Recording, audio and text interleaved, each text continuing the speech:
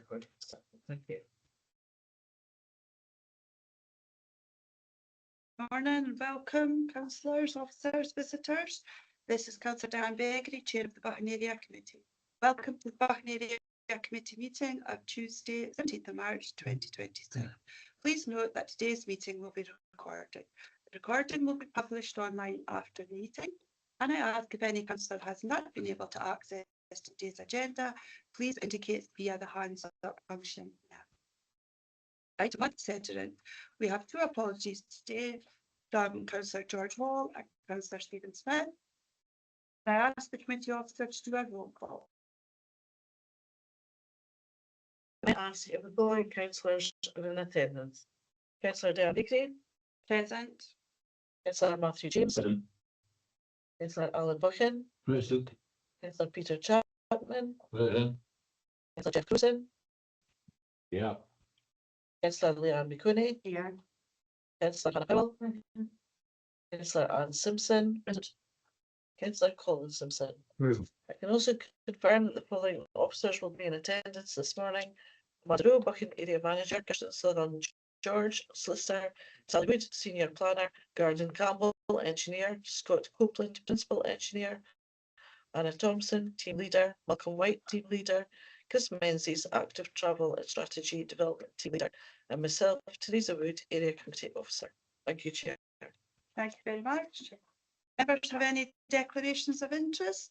Please indicate using the hands up function.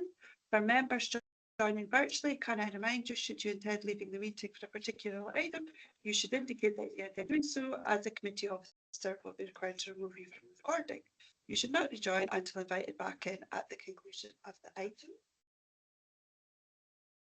I have a transparency statement for item 5, as I know Mr. Finney from his attendance at meetings that I chair. These are work-related meetings, therefore I have no interest to declare, therefore I will take part in this application.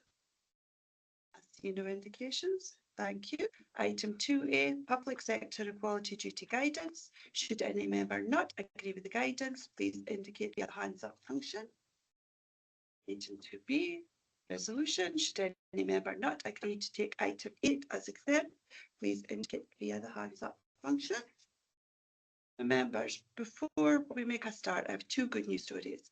Scotland's Business Awards, Aberdeen City and Shire Show 2026. Magic Coffee and Food won Best Eatery, and Brandon Innes, 1-to-1 Box and Coaching, won Best Health and Fitness Business. Both can now go forward to compete for the national awards at the grand final in Glasgow in November. Congratulations to you both on this fantastic achievement, and we wish you the best of luck at the national awards. Stricken School Robotics, Hershey Pigs, a VEX IQ robotics team of 5, 10 and 11-year-olds have achieved the incredible. They are the newly crowned UK national champions. This victory has earned them a prestigious invitation to the VEX World Robotic Championships in St. Louis, Missouri in the 20th of April.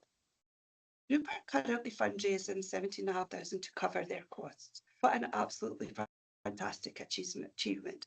These youngsters should be incredibly proud of themselves.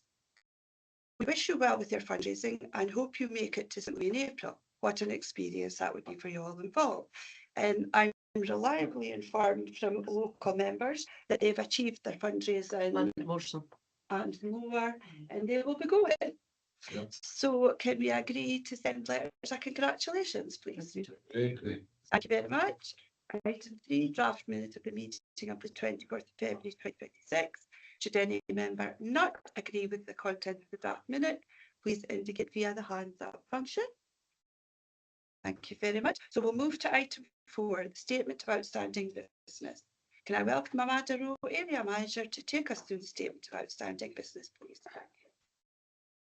Thank you, Chair.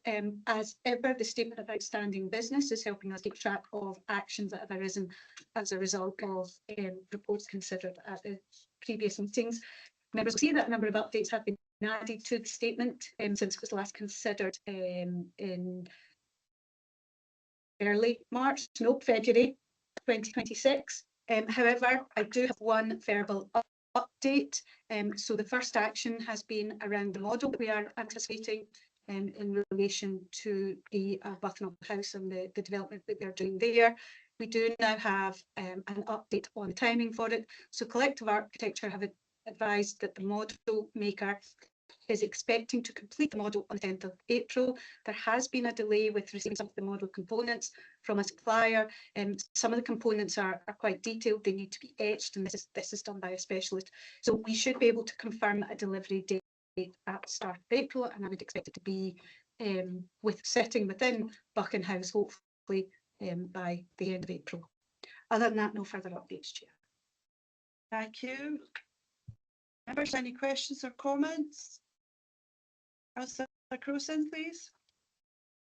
That's Chair, page 9, the part to provide members with a percentage saving in using LED lights.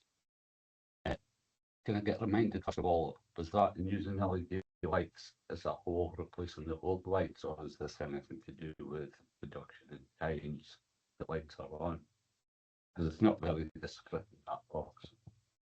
Through you, Chair. This was the saving that has been made swapping the bulbs over, not in relation to whether or not they are on the same length of time, but like for like, what would the saving be? So in that case, the answer that we've been given there, the percentage saving by area is not available at this time and would be intensely time consuming. I won't read the rest. Surely that saving would have been worked out before we decided to spend the money, and so that information I would like to think is out there somewhere. Couldn't it be that time consuming to get us the information from the area request? I don't, sorry, it is one of those days for me. There have previously been savings associated with it because we've included it in our carbon budget and that sort of thing. So I'm happy to pick that up and go back to the service. They have said that when they come back for their next officer session, they will also update, but I will go back and ask what already exists that we can provide to you. Thank you. Okay, thank you very much. I just had a question. When will we see the media release to the 24th of the 2nd?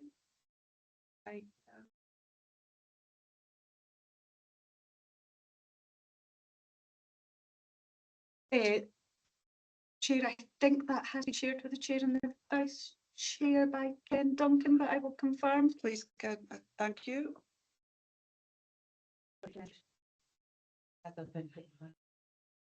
If it's been shared by Chair and Vice Chairman, will the rest of the members see it? That'll be the next question. It will be shared with the rest of the members within the normal timeline just before we would release comms statements.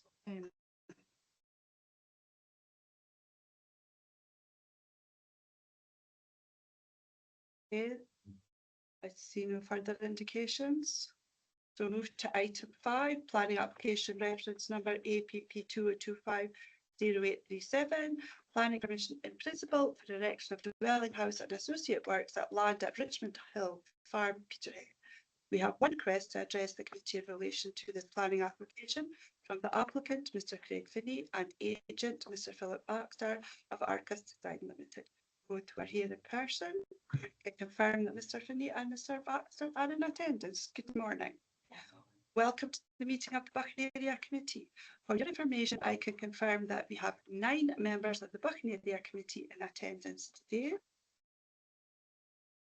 In line with the Council's procedure, I am now going to confirm that the committee wish to hear your representation.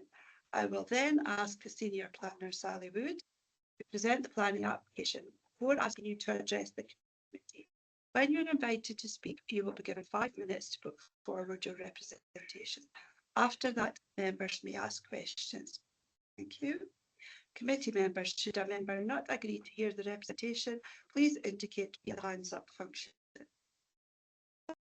Sally, good morning. Can I ask you to present the report, please? Morning, Chair, morning members. So this application seeks planning permission in principle for the erection of a dwelling house and associated works on land at Richmond Hill Farm in Peterhead. The proposal is before committee following consultation with the local ward members, and the recommendation before you is refusal. The site lies approximately 170 metres west of the Peterhead settlement boundary and with an area of woodlands that is included within the National Forest Inventory. And the site lies within the accessible rural area. The proposal is presented as a retirement succession house in relation to an agricultural holding, with the applicant, the successor, indicating that the new dwelling would be occupied by them, while the retiring party would remain in the existing dwelling house at Richmond Hill.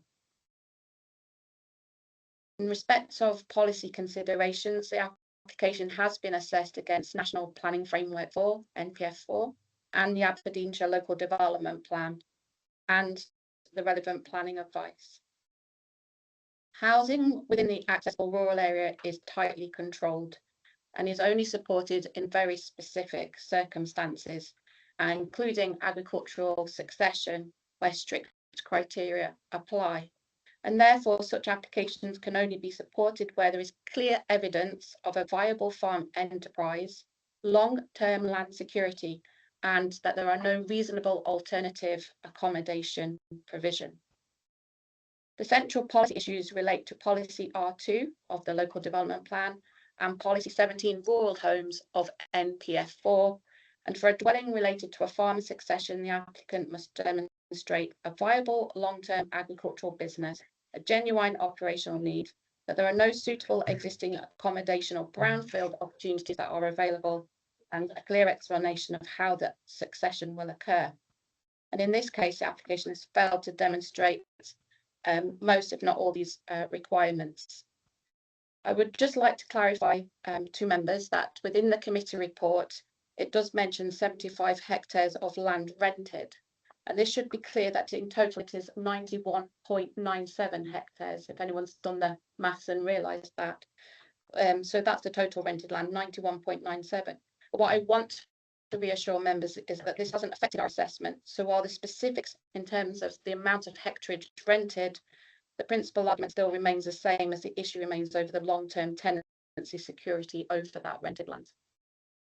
So Berry Hill has 21.33 hectares of rented land, and Bodham equates to the 75 hectares. And unfortunately, it appears that one was discounted from the other as opposed to being added. But it hasn't affected the overall assessment.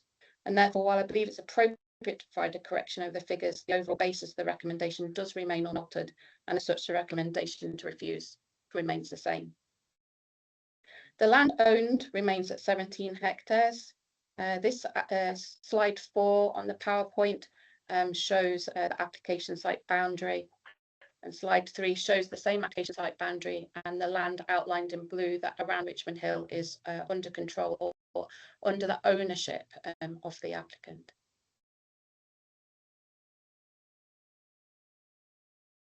The land owned remains at 17 hectares.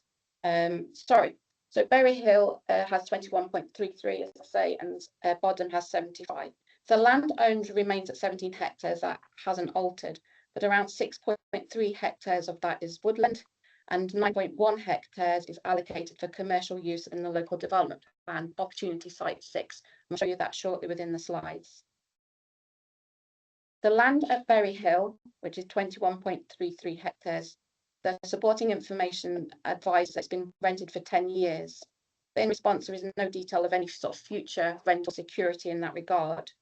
And the land and the other rented elements at Bodham, which is sites D, E and F, which I'll show you again in the slide shortly, some 75 hectares. Again, there's no detail of sort of future rental security on that. And indeed, some of it has relied on sort of yearly rental agreements. So the farm enterprise relies heavily on the rented land, 91.97 hectares. And this, as I say, 75 at Bodham is on short-term or yearly rental. So the remainder at Berry Hill, which again, I'll show you mark A, has been rented for a decade, but no sort of future security. The planning advice clearly outlines that we do not support approving a permanent dwelling under the succession policy if the land to which the agricultural enterprise relates is not owned by the applicant unless the applicant holds a 1991 Act tenancy or a limited duration tenancy.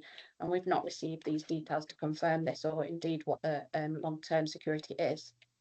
And of the 17 hectares of owned land, a significant proportion is woodland, which is identified in the National Forest Inventory, which is around 6.3 hectares.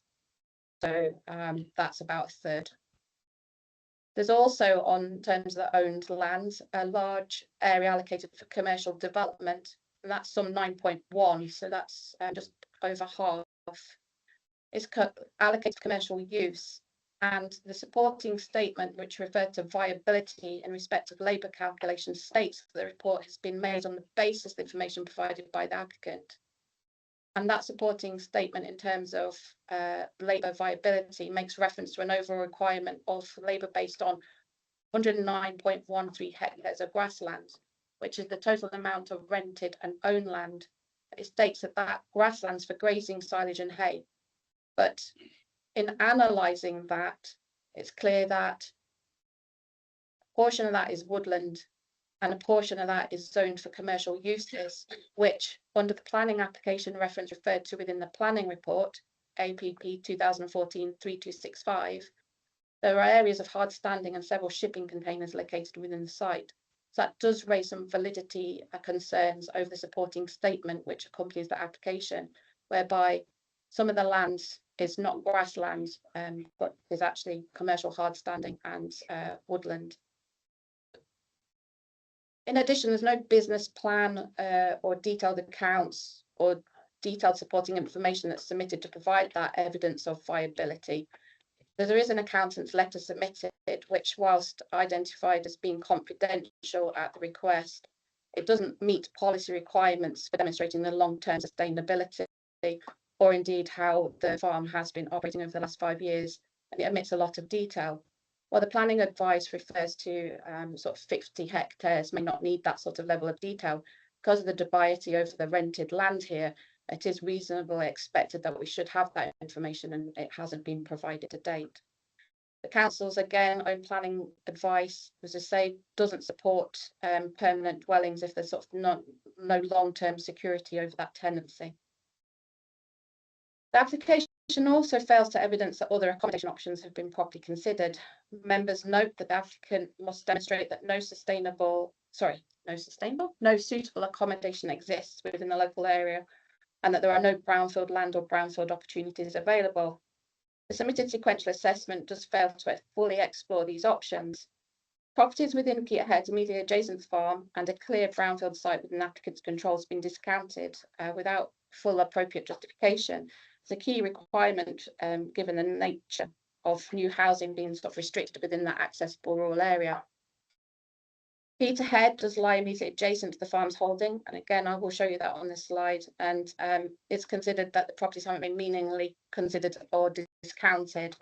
The supporting statement does make reference to needing to be on the west side of the A road to avoid travel, but given the extent of the identified land holding, the location of the fields would mean travel would be necessary in any case, so that kind of does cause concern for the planning service in respect of assessment. And even when considering the own land, there is a section near Dam Head Way, which is some distance away and would involve travel as well on the other side of the A road. In addition, there is a brownfield opportunity which appears not to have been considered. It is shown within the applicant's control. It lies closer to the farm hub than the application site itself. It lies adjacent to the agricultural buildings, and it appears not to have been fully assessed within the submitted sequential approach accompanying the application. That brownfield opportunity avoids the woodland constraint. It would cause no loss of formal identified woodland, bearing in mind the application site is on the Scottish Forestry National Woodland Inventory. And the brownfield opportunity does comply in principle with the development plan. So using that sort of brownfield site opportunity doesn't negate the need to provide detailed information on succession and viability because it complies with the policy in any case. The supporting statement has not referred to this site. In fact, the supporting statement says there are no brownfield sites in the area that can be developed by the applicant, but the planning service would advise that the site has been included in the calculations for grazing land. It's shown in blue, which highlights it's in the applicant's ownership. And it is a key requirement requirement, given the restrictive nature of new housing and accessible rural areas, that all options are explored. And this opportunity is a brownfield site which complies with policy, irrespective of any succession policy. So as a result of all that outlined, the application doesn't meet the policy test for agricultural succession, and therefore the principal element is in conflict with the development plan. Turning to siting and design, notwithstanding the principal issues that have been outlined, the application site is fairly substantial, and it is located within that mature woodland area and would involve tree loss, quite significant given the size of the site. When there's no compensatory planting proposed or biodiversity enhancements under this application as lodged. While the Natural Heritage Team has advised the planning service that both could effectively be conditioned, the first presumption in the development plan is to retain woodland, and only if there are national significant community benefits that the benefits outweigh the loss would we then consider the loss of that woodland, and indeed we'd also be looking for details of the compensatory planting as well. As there are alternative house sites, it can be argued that this is not the only location to accommodate a dwelling, and as such the applications failed to satisfy that threshold.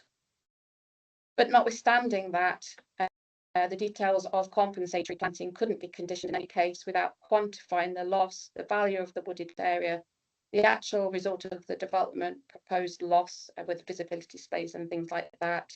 The application site itself is 4,500 square meters, and the location of the land for the compensatory planting has been submitted. There's no tree survey, which again quantifies the value or the loss. And it's really important to have the details of compensatory planting because the suitability of any site identified needs to be carefully assessed. There's other matters that the planning service would need to consider.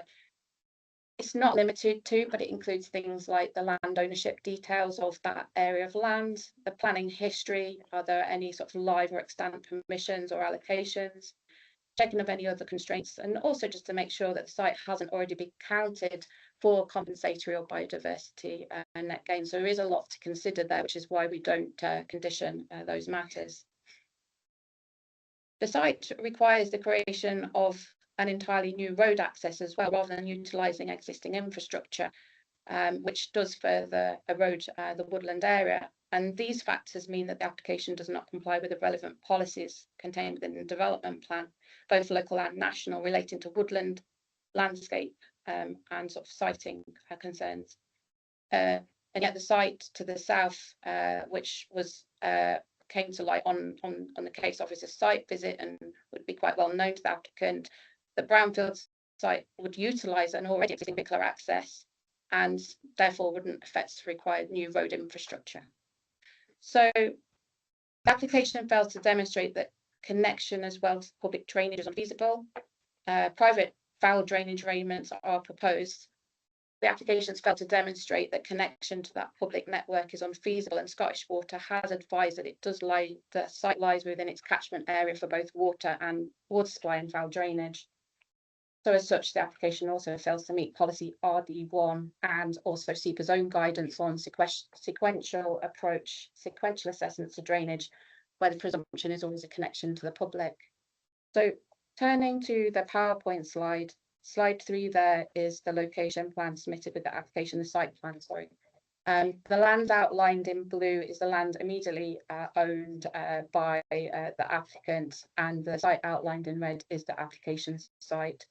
You can just see to the south of that plan, just to the bottom of the plan, farm sheds are outlined as well, sort of in this area here. Mouse is jiggling about. Just for members' alertness for what I'm about to come to as well, the brownfield opportunity site is just located in this corner here as well, but I'll show you that in a moment. And the application site's outlined in red. Slide 4 then is the site plan. As I say, the application is planning permission in principle, so this is an indicative layout. But as you can see, the site is quite large in respect of the provision of the housing.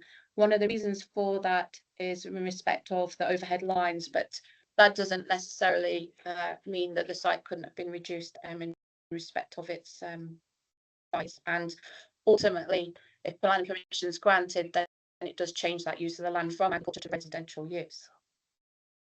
Slide 5 shows a photo looking west of the application site, and you can see it is a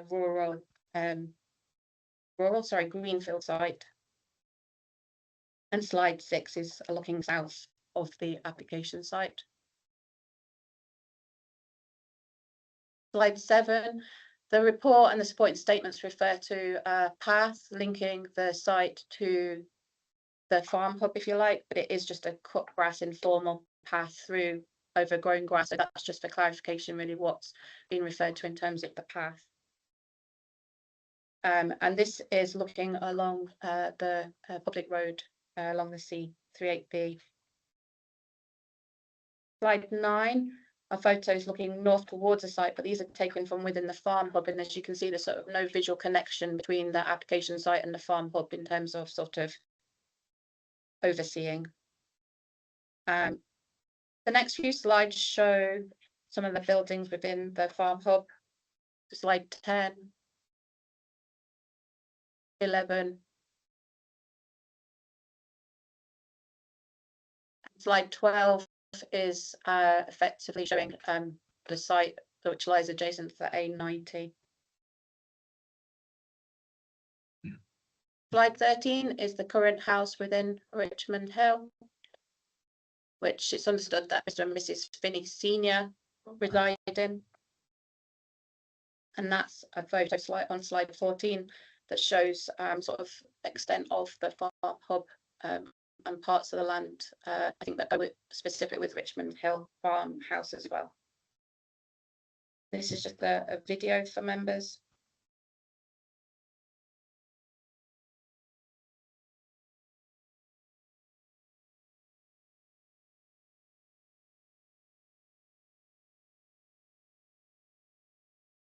Slide 16, this is the brownfield site that we referred to. It lies just to the south of the farm hub itself. Clearly has domestic qualities around it, albeit it might have been lived in a few years ago. And this is the road that runs in front of that brownfield opportunity as well, that sort of runs alongside the A90, if you like, and ultimately shares the same access point as the existing house at Richmond Hill. This is slide 18. Councillor Crewson. You was saying slide 16 there, and I've still been showing 15 for that video slide at the bottom of it. Sorry to interrupt, just sure. And it's now jumped onto 18. I think we're lagging a bit because I had something come up on my screen as well. So we can go back to 15, thank you. But did the video actually play it? Because I didn't see it play. It's showing on there because I'm actually watching it on there as well. Because I'm quite conscious that when I presented PowerPoint before, that there sometimes is a lag. So I'm conscious that all the members are in the chamber today. Can we put cameras off? We try with our cameras off and see if that helps. Apologies if we're going a bit fast. I just assumed because that had caught up that it's going even quicker off I want. Right, so I'll replay the video for you. Would that be the right point to start at? So this is the video of Richmond, adjacent to Richmond Hill House.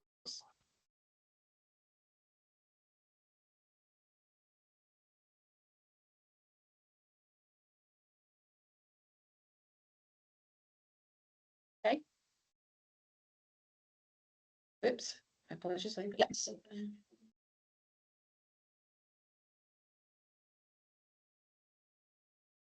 Slide 16.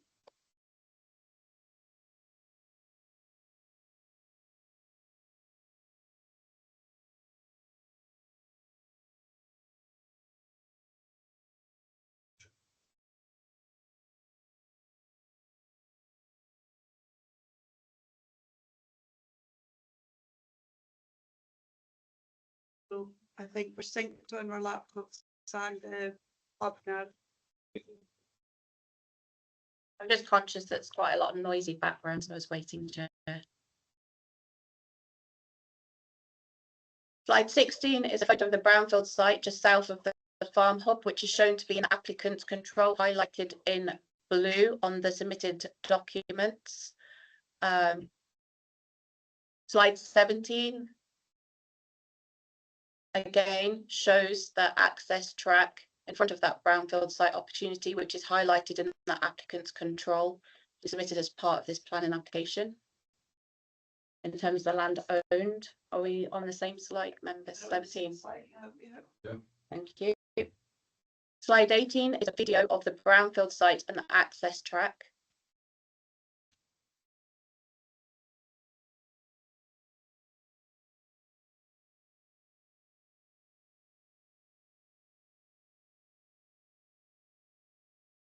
Has that played again for you?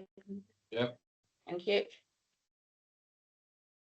Slide 19 refers to the land owned by the applicants, B and C. It's highlighted in green on the plan submitted with the planning application. It's understood that cumulatively both those sites total 17.18 hectares. Site C forms part of the opportunity site 6, reserved for commercial land in Peterhead, of which some development has already commenced in that site, which totals 9.1. So doing a quick maths would suggest that the land around Richmond Hill is 8 hectares. The site is to the north here as well, and there too.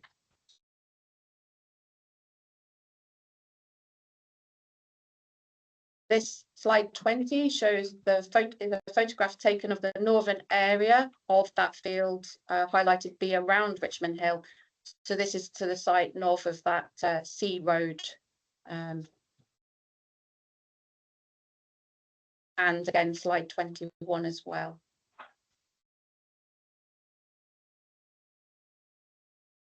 Slide 22 shows the application site boundary outlined in red, and shows the OP6 lands, which is allocated within the local development plan, of which some of the land, as I say, has already been developed for commercial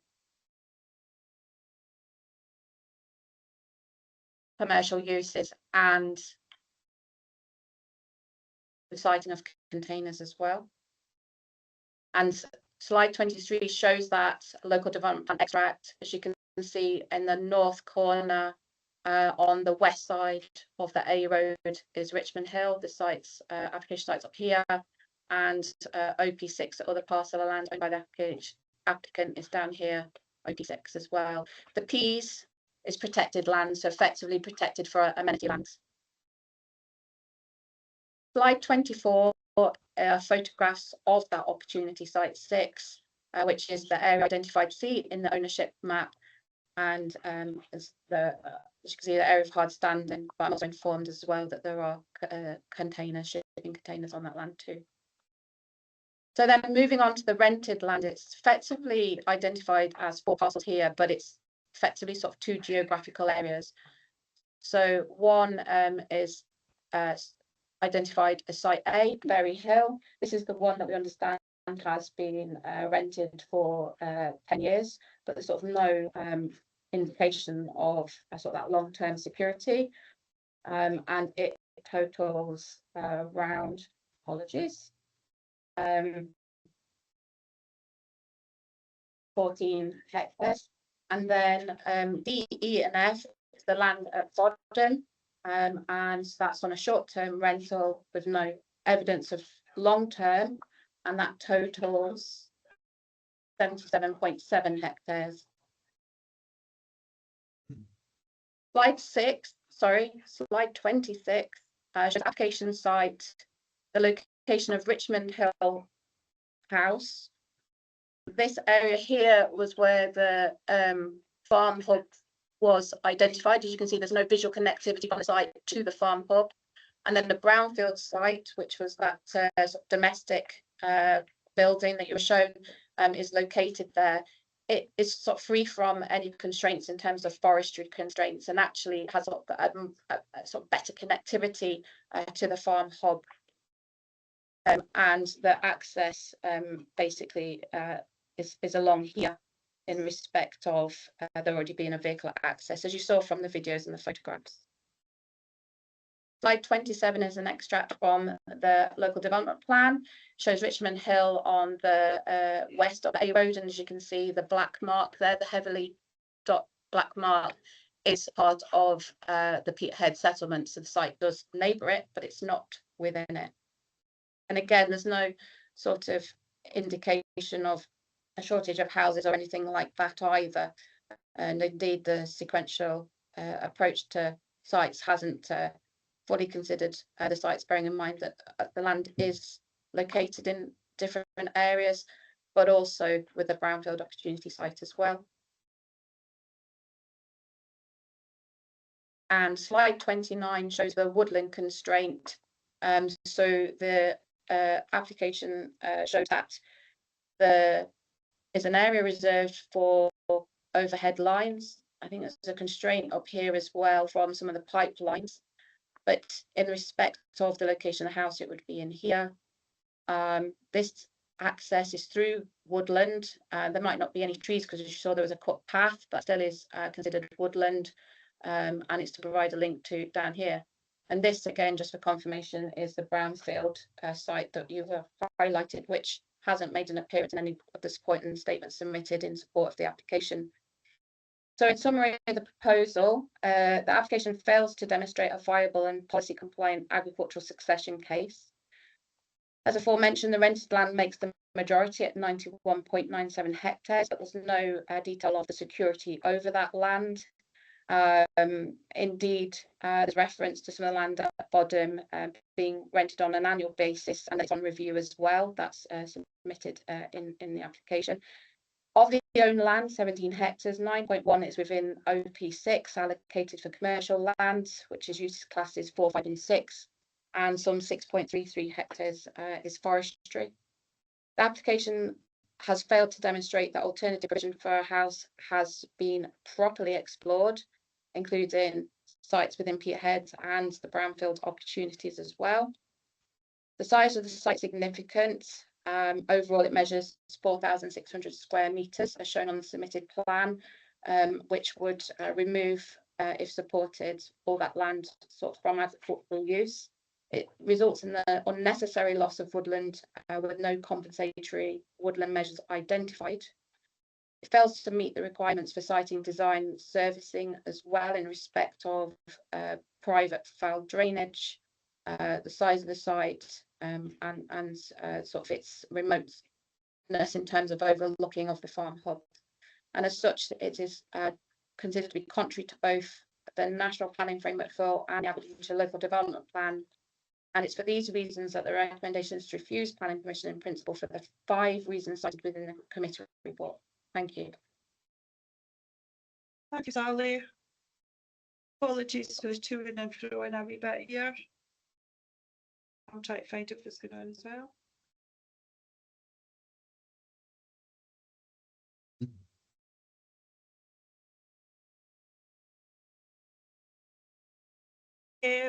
Members, any questions for the senior planner, please? Councillor Powell, please. Sorry, go on the button, go first. No, it's okay, I'll go first. I just got 2 quick ones, Sally. Farmhouse, you mentioned, I think it's 8. Farmhouse mentioned, it looked like it was on 1 level already. So how's in terms of retirement planning, the house is already on 1 level. I don't know what slide it was on. The report anyway mentions it that largely farmhouses are on 2 levels, but the photo indicated it looks like it was all on 1 level anyway. So that just looked like it would be easy to move retirees out of a 1 level property. So I don't know if you can confirm that. And then my second question, just that area reserved for overhead cables, is that the cables or the infrastructure, and is there a distance that a house needs to be away from those cables?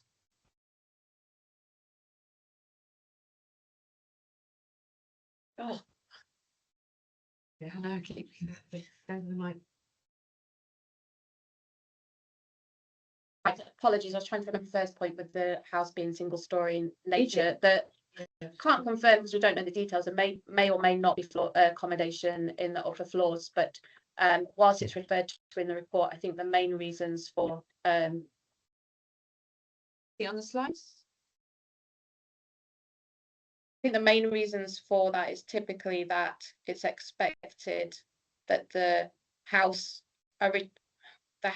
is closer to the hub. Generally, the house that the retiree resides in is closer to the farm hub than the house that's sought to be erected. And typically, I mean, just got to sing the story there. And typically, it would be expected that the retiree would go into the new house because of generally the proximity to the farm hub, and providing a house that sort of meets the usual sort of accessible standards in terms of building standards. So, for example, that doesn't look like a house that was built in recent times. So often doorways and things like that can be narrower. So it's really just catering for future needs. But in respect of members, if they, we would never sort of force that a person had to live in a specific house if the arrangements then changed for the successor to live in the new house. But it is usually typically encouraged because of the location and because of the style and size of the house. And in respect to cables, Yeah, I just wondered if there was a distance.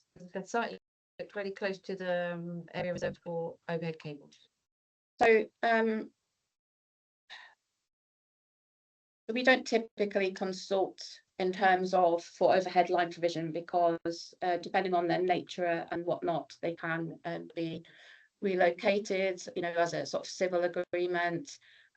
There was a rule that I was aware of probably 25 years ago, but I don't want to specify a rule today because really that's sort of a matter that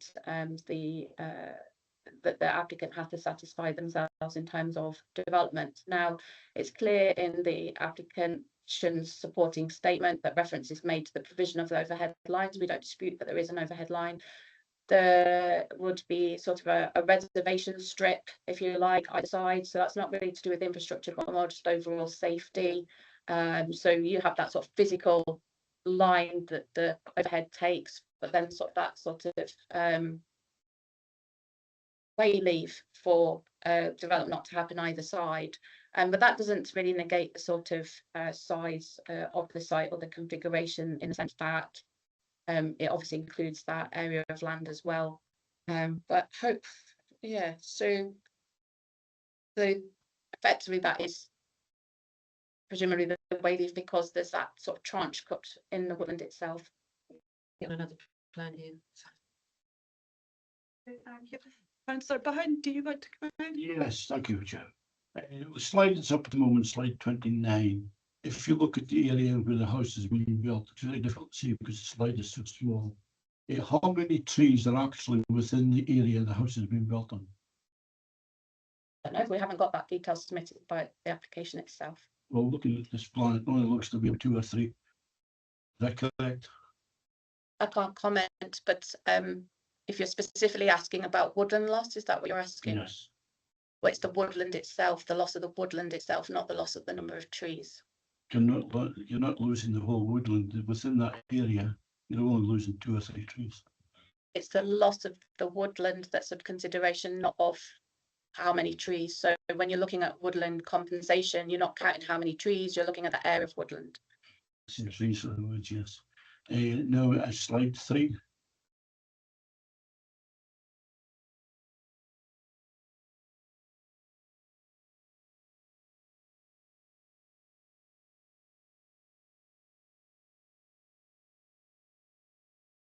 Yes, if you look at the buildings to the west of the site, how many houses are within that area? I haven't counted them, Chair. I think you've also got one that's actually not on there, but how are these houses serviced? By water, gas, electricity? I don't have that information, Chair. Well, that is one of the things that you're objecting to, with the area can't be serviced. So obviously there's what we call normally a cohesive group, which would have allowed this to be built under that whole planning, because the area is already serviced. Thank you. Did I respond, Chair? Yeah. So cohesive groups do not apply in terms of the current local development plan. Not so But even, obvious. sorry, but even in respect of the current plan, members will also be aware that there was an application refused not too far from this side of the land, and it was dismissed on appeal because of the opportunities within Peterhead itself. It was deemed not appropriate development. But in respect of the servicing, they could be historic. I don't know myself without having to look into further detail, but we're dealing with the application that's before us now in respect of the servicing and the approach in terms of national and local policies and SEPA. Thank you, Chair. So behind Councillor Crewson, please. Thanks, Chair. Just a few things I would yeah, but my information on the. So first of all, the trees, the woodland, is that ancient woodland or then? Oh. It's land that's, no, it's not ancient woodland, it's national forestry inventory, yeah. The brownfield opportunity, is that classed as a brownfield opportunity diagonally across the site that was in blue? Or was it just the other one near the hub? Was that both brownfield opportunities you spoke about? Marks outlined by blue, and there's a bit in the map outlined with blue diagonally across from the site. So an application for farm succession must consider other opportunities. The supporting statement says that there are no brownfield opportunities that the applicant can develop. The one that's referred to in the slides is the one that I've just pointed the wee arrow on, and that was the effectively looked like a former dwelling house. That area of land diagonally across from the site. Was that anything to do with it? Because that looks like it's got blue lines as well.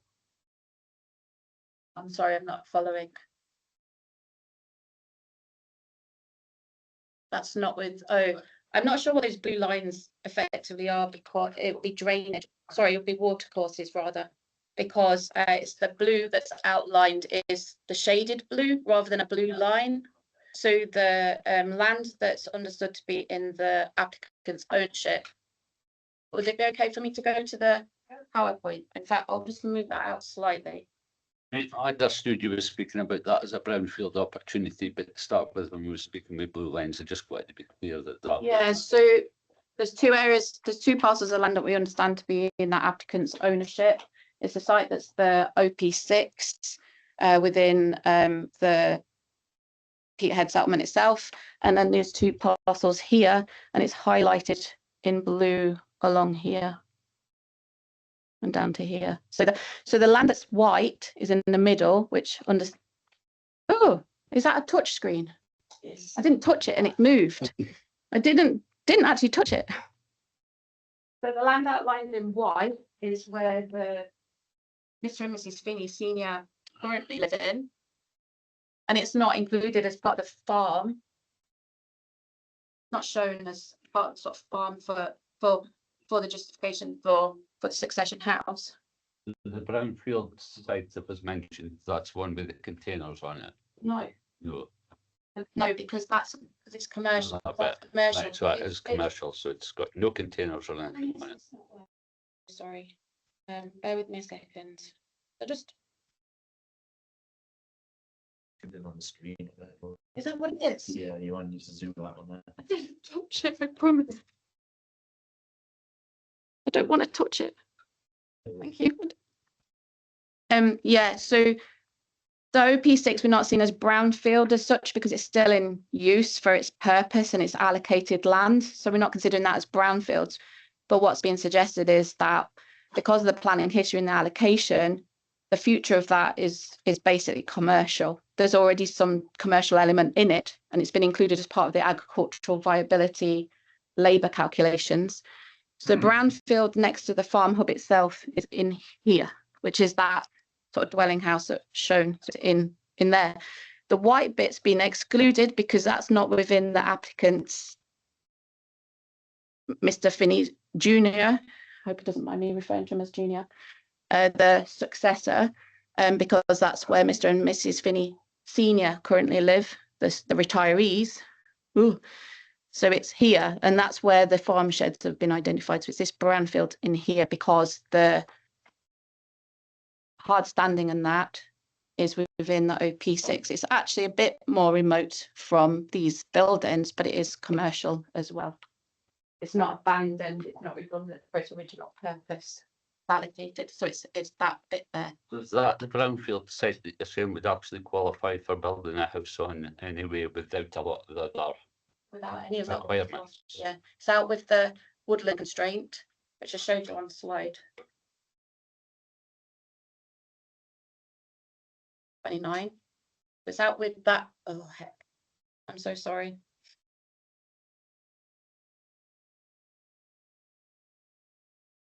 It's moved as well. But you can see it on there, sorry. So yeah, so it's out with, because it's this bit again can highlight to you in here. So it's out with the any woodland. Right again. Right. Sorry, Which one is it? You're saying? in here. Okay. Can I ask you to sit down? Yeah, pointing if she's standing there back to me. Answered your question, councillor Crowson. Can I just check Yeah. if Mr. Finney has been able to see the image, just so that it's only fair that everybody sees that. In here, so that's the woodland constraints, the outline green, and the Well, just because. Do you want it turned around a No, bit? no, but I can't see if the body is between me and the finger. That figure. Maybe we can. Do you want us to make it a bit bigger and you can hear? I've seen it now, yeah.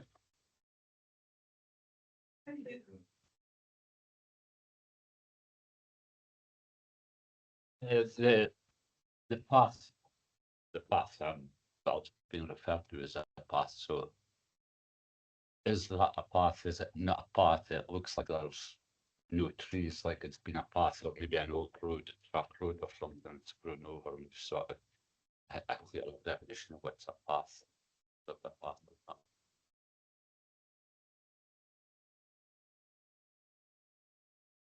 Yeah, it now looks like a path because there's a gap through it.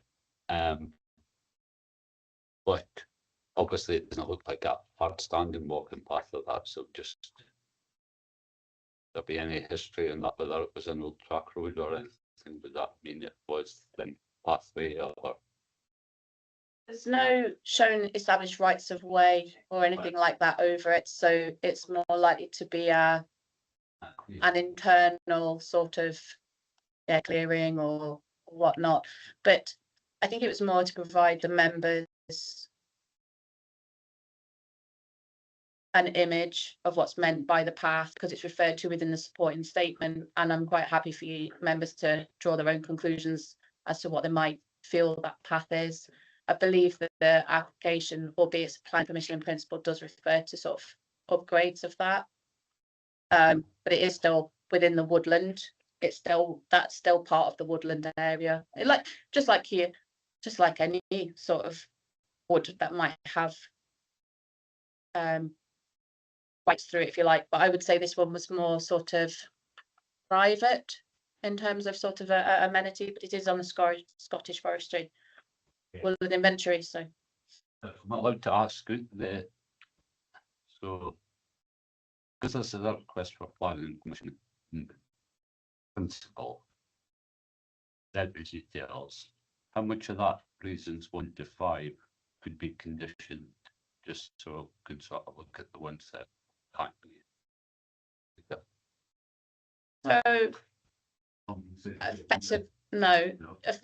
So effectively, you could technically consider condition the biodiversity plan, albeit we don't know what the basis is at the moment, what the base level is, because we don't have information, but you technically could could condition that, but the compensatory woodlands you can't condition because we've basically updated our sort of internal processes about a year ago. There are historical planning permissions that the applicant hasn't been able to implement because they've provided no detail on the compensatory woodland. We've had applications that have expired because of that. And basically planning legislation is such that we shouldn't be granting planning permission unless we've got sort of a reasonable expectation that conditions can be delivered, that the development is deliverable itself. There's sort of planning advice as well on woodland removal. So as I say, the first stance is retention, and then you look at other factors. But really the reason why I made a note here, because I thought that question might come up. So the issues that we've experienced, and again, it's interesting because I think it's mainly 1 or 2 applications because it's not something we would normally do, but it's really about sort of those ownership details. So we don't know who else might own the land or have an interest in the land. We don't know what the constraints are. So are there any sort of constraints on the site that's been identified, but we don't have a site at the moment, but I'm saying in theory why we can't condition it. We have to check there's no double counting, so it's not already a site that is already deemed forestry, has a grant for forestry, or has already been used as sort of compensatory planting as well. And we have to make sure it's not part of a biodiversity scheme so then you're almost double counting, but you're not getting the benefit.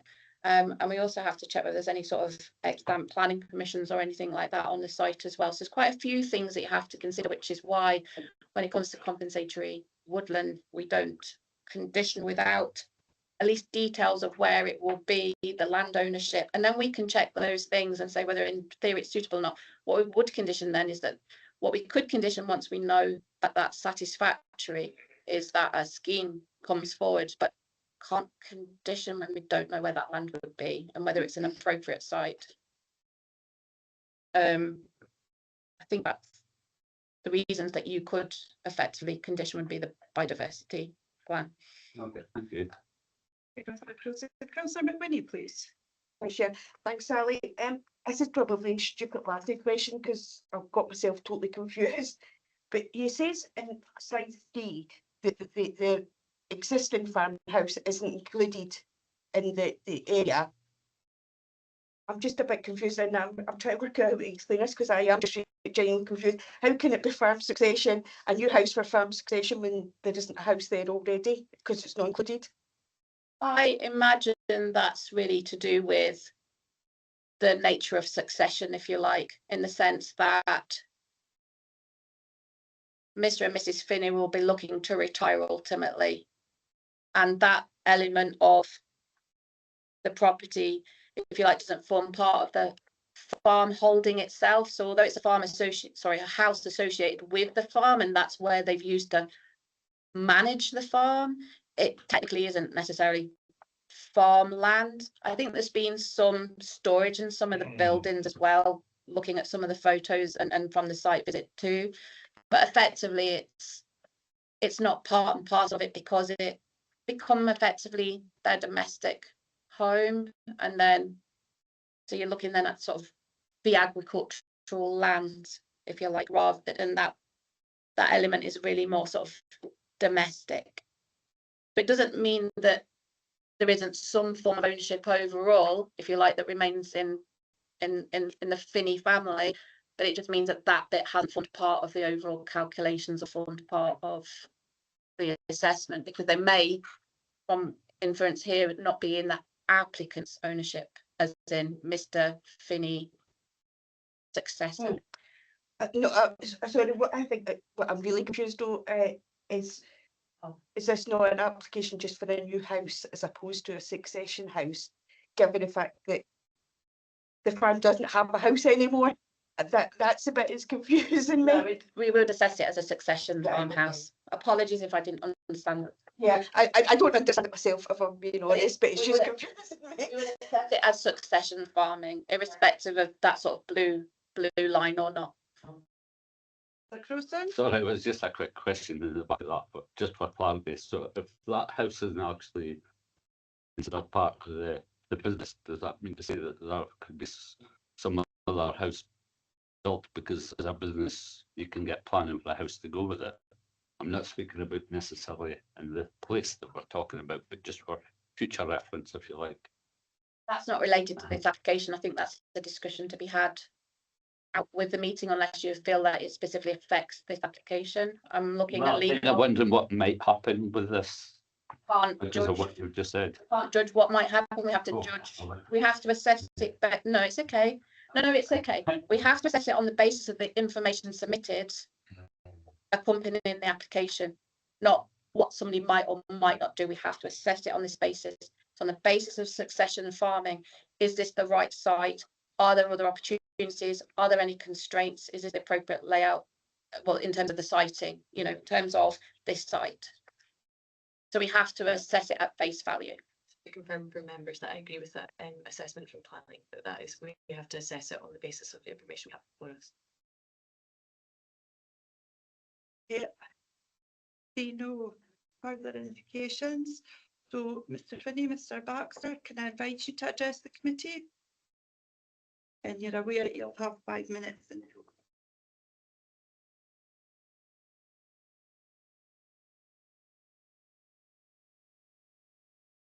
Thank you, Chair, for allowing myself and the applicant Mr. Finney to address the committee. Item 2.3 mentions part of the farm being on allocated commercial land. Just to clarify, this allocation was not promoted by the applicant at the time. He has no intention of developing this site as commercial. Regards item 2.6, the committee report, I am unsure of the relevance of quoting past planning history on land that is out with the client's land ownership, as he has no control over this. In respect of item 4.5, and although there are many trees have been planted in the area with great biodiversity and benefits, we would have been happy to provide a compensatory tree planting proposal if we asked for by the planning department. Request for compensatory tree planting was first discovered in this report. Compensatory planting could be conditioned on the blue site area. However, as Councillor Buchan stated, there is very minimal trees coming down as a result of the proposal. Regards items 6.14 and the viability of the farm, I will pass this to my client to discuss after my address.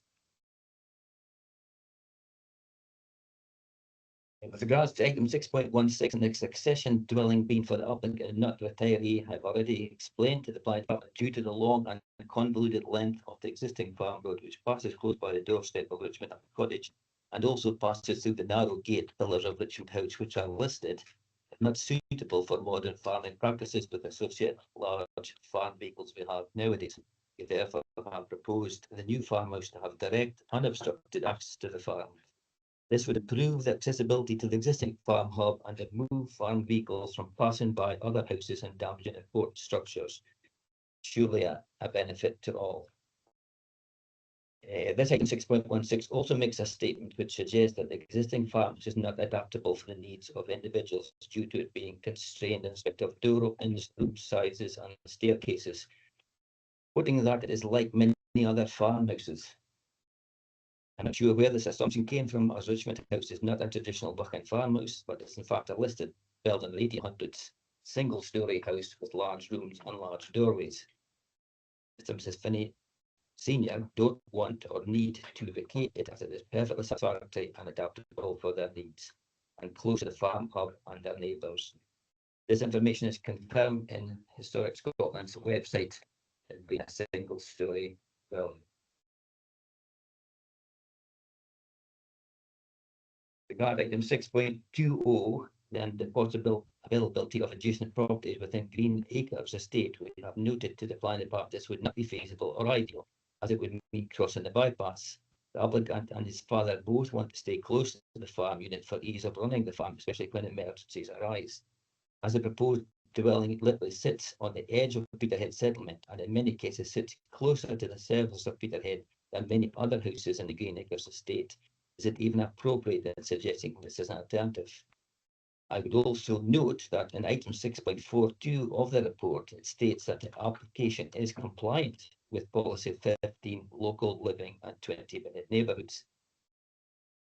Regards item 6.22 and the disused building mentioned, it is not shown within the red line. or the blue line of the applicant's control, contrary to what was noted. If we could, and if we could, Sally could bring up slide, is it that slide there? Can you zoom up? You just had 5 minutes for your presentation. As it's important, can you zoom up onto that derelict building? Your circle, see if it's in the blue line. The blue line goes right about the derelict building, so it's not in the applicant's application site owner control. In any event, having a dwelling house to the site would just retain the existing substandard access to the farm. Item 6.23 again mentions a planning approval on brownfield land that is out with ownership of the client that may be suitable for a new farmhouse. I don't see why this is brought up, as it would only be up to buy the plot, would even if it was even available, but he would also have to locate far away from the farm hub. This would just add unnecessary expense and inconvenience to the farm, course, but affect its viability. Why would a farmer want to spend money on buying a plot far away from the home if they don't want land nearby? Would also be out with a 20-minute neighbourhood, and so going against the NBF4 policy, which quite honestly seems to be the case when this site proposed. 1 minute. Mr. Finney Senior and Junior both wish to be close to the hub for ease of running the business and eventual transition. The site is well screened with mature landscaping. There are no neighbour objections to the proposal, and I'm assuming that it's only because of the benefits of relocating the existing farmwood and traffic away from the houses. We were never asked to justify looking at public drainage, and from my experience of development of the Wester Clarkhill development, there isn't any public drainage nearby that would be viable to connect up to the dwelling. To sum up, as proposed, it is a viable farm unit and sits adjacent to Peterhead. We feel that these proposals are in line with the new Scottish planning policy NPF4 and so can be supported. I pass you on to Mr. Finney. Thank you. So we've only got about 30 seconds, question. Chair, my understanding is that it's at your discretion whether or not you allow additional time according to the scheme of governance. So I appreciate it is 5 minutes that are allotted, but it's at the discretion of the chair whether or not you allow additional time. So Mr. Finney, a couple of minutes, please. I moved to Richmond Hill when I was in primary 3. I was sheep bought immediately. I started the process of bringing over grown land around it into order. Cattle were bought for a retirement route but Lochside Farm along the road. So I would say that it's 43 years I've been farming at Richmond Hill. 20 years ago we started a pedigree fold of Highland cattle, which we built up to 50 odd breeding females. We had a target of 70 to 80 breeding cows with retaining females. We have a solid core of owned land around the farm. A lot of thought went into positioning a new farmhouse to keep it close to the road for connections, quick access to the farm hub, and to create a direct route up to the farm from the main road. The current road swings past neighbours. You're driving past with 40 odd foot of 30-ton machines about 3 feet to the front door. It's not really ideal for operation with modern machinery. This has been put into the thing, so I'll skip to the last bit. Yeah, I find doubts as to whether I'm a farmer or if it's viable hard to understand. Cattle numbers show the scale, the labour report show the operation. The fact we've been doing it for 40 odd years surely confirms it is viable. Anyone who knows this would not be people who would keep doing it if it didn't work. In a world where farming is so tough and food security is high on the agenda, surely we should be encouraged to secure succession and continue to grow the farm and its food production. In addition to the labour report, farmers were provided with a letter from our accountant showing that at that point, some point last year, we sold many tons of beef and beef animals, and the total to our revenue of 75,000 at that point. That isn't the whole story of last year's production, because we've kept more heifers than normal to increase the breeding herd. We have a total herd yesterday of 135 head of cattle, plus 2 that were born through the night. The cattle would easily be worth $250,000. We own all our animals, all our machinery, which would be another $250,000, and all our farmland with no borrowing. I'm away to calve 50 odd cows at all hours of day and night over the next while. I just started feeding an 18-ton load. I don't have 2 hens and a donkey. We have a significant pedigree breeding and food producing business. If I'm not farming, I don't know what we're doing. If I'm allowed, just quickly, there's another point we were discussing back and forth there. Videos on the screen showed somebody in my mother's front garden taking videos, then taking here to show to the room. No request for a visit. No permission given to be showing videos of a property. Is that normal practice? I don't think it's legal. So if I can perhaps clarify for members, we need to check whether or not there was actually permission for planners to come on. Regardless of that, I don't want that to be this to be an issue that's perhaps focused on, because my view would be there is still a valid planning application before you. The report should contain all of the information that you require to make a decision. The photos are designed to, I suppose, provide members with an opportunity to see the site, I suppose, envisage the site without the need for a site visit where possible. So I suppose it's up to members what weight you choose to put on the photos that Mr. Finney is alleging weren't taken with permission. So I suppose I would just caution members to say that there is a valid application for you. The photos are simply to try and give you a better picture of the site. What weight you put on the photos that are alleged to have not taken with permission is a matter for you, but that kind of clarifies the situation. In theory, my understanding is yes, there should have been permission. Perhaps Sally can clarify if permission was actually sought. We have right to access certain sites under investigation. We have the certain rights through the planning legislation. The Richmond Hill Farm house does form part of the background to the application, because at the end of the day it is a retirement succession, and so the site itself as well can be seen from public land.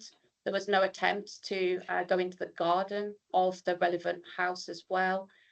So again, if site visits were carried out, they are carried out in the fact that it's to provide the members with the information to be able to assess the application. If there is a complaint that the applicant wishes to make, the planning service can deal with that out with this committee room today. But it is views that can be seen from public sort of land, and in terms of the camera, but also in respect of making an assessment on the application. It's quite important to look at the sort of entire, because it is based on succession planning. Finney? There would have been, just to be clear, there would be no problem for there to be a visit and information provided. I understand the need for the information. That video was not taken from public property. It was taken in the walls of the garden halfway along the road towards my mother's front door. And that video has been taken here and shown with no questions or discussion. If there's maybe rights to access to see for the application, sure there is. Pretty sure there isn't, to take video footage and show it to people without permission. I wouldn't have thought. Chair. Of course. So as I've said, the photos are simply part of the planner's presentation, regardless of whether or not permission was granted, and perhaps we can take that up separately afterwards. I would suggest that members have before them in the report the information that the planners wish to draw your attention to, so that is what you should be considering. One last thing. The statement towards the end of the presentation there, that only the application should be considered. That cottage belongs to my sister. It's not in the blue line. The area where the containers are along at Dam Head are not in the blue line. The photos shown of the other hard floor at Dam Head, the picture on the screen is a pile of silage bales. It's within the cultural unit.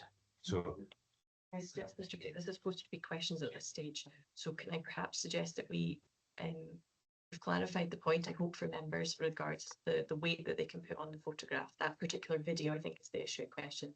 Members can place what weight they wish on that in light of the issue around permissions. But can I suggest that we're supposed to be in questions at this stage, so perhaps we can move on to. Okay, if it's we'll okay, move to the questions. point. And that can be picked up Yes. later, please. Yes. Members, any questions for Mr. Finney or Mr. Baxter, please? Councillor Buchan? Yes. The viability has been stressed heavily. Do you have any other businesses in the local area? Yes, And I presume they're very successful as well. yes. Trees. The planning has been unable to say how many trees will be felled. Can you give any idea how many trees will actually be felled within the site? I've not counted them, but the area for the site was chosen because it took advantage of the existing clearance due to the overhead cable and the natural e-break that would form the road that was formed between presumably the conifer planting and the broadleaf planting. So however 0.8 acres the overall site is, which includes that road up to the farm, the proportion of it that has actually got trees is minimal. And if they were cut down, I think you would struggle to get a ton back of logs. So biodiversity has been mentioned. Is it all Highland cattle that you're dealing with? Now, I must have on my thing about a short-horn bull and a Simmental bull. We did a degree of crossing, so we made cross short-horn cows. The Simmental bull one of them. Got another short-horn bull to make more short-horn cross Highland cows. So there's pedigree of a quality that there's semen being exported to America and Australia from our lines. And there's fully commercial cross beef cattle. How many Highland cattle do you have? Of the 135, there's 15 cross cows and 10 cross calves, so another 35 minus that's 25.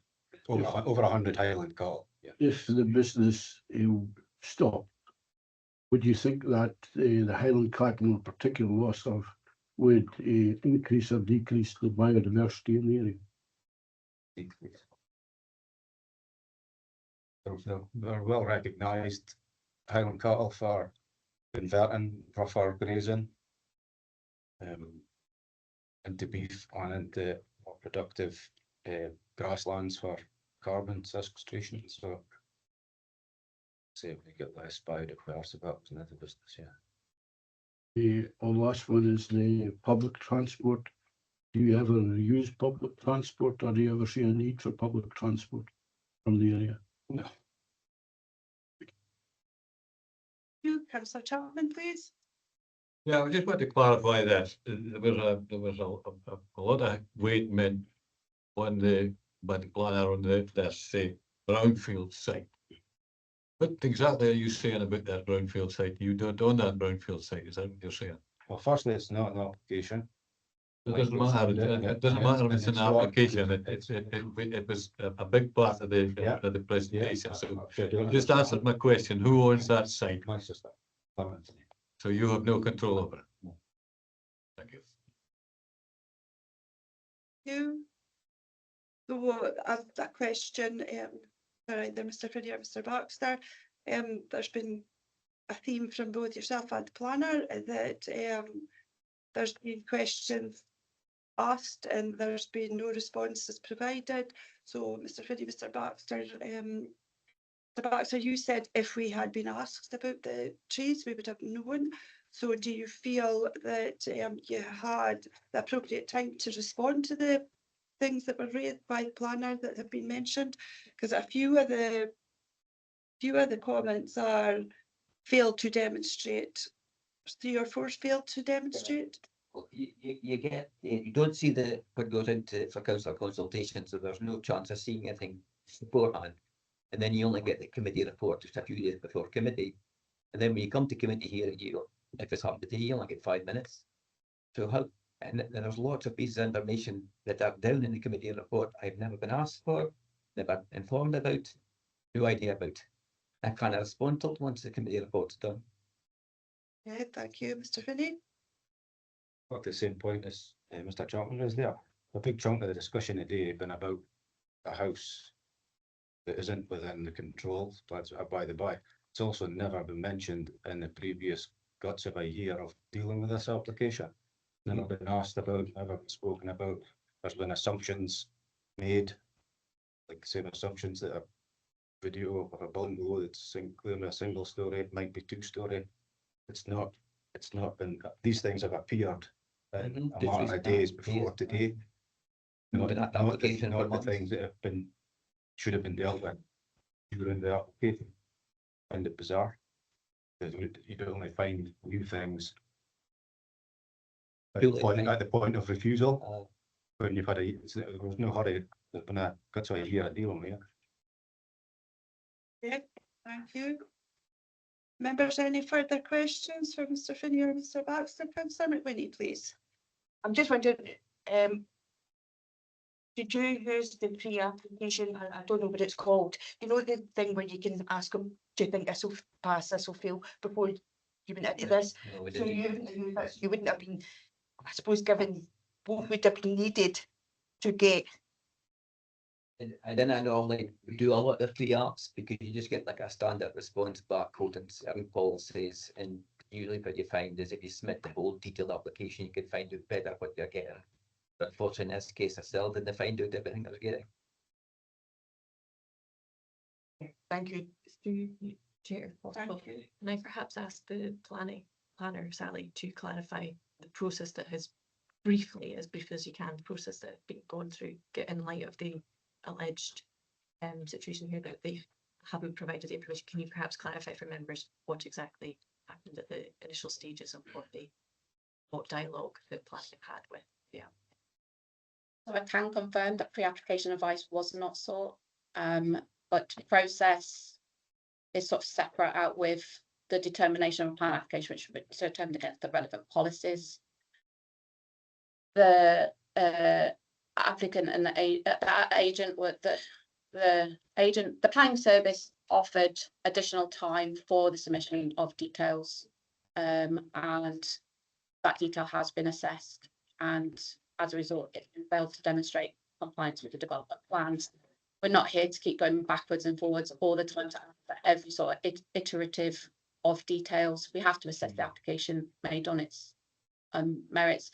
We always try and provide an opportunity for our applicant to submit through their agent any additional information, but we have to assess the application that's before us. Is there an opportunity? Yeah, that's it. Thanks. Okay, thank you very much. Yeah, I see no indications. Mr. Finney, Mr. Jeff, Councillor Crowson. That's fine. Sorry, it's just for the sake of so would there be any correspondence evidence showing that the applicant's been asked this or evidence or would that be? There is correspondence between the agent and the planning service, and the planning service and the agent.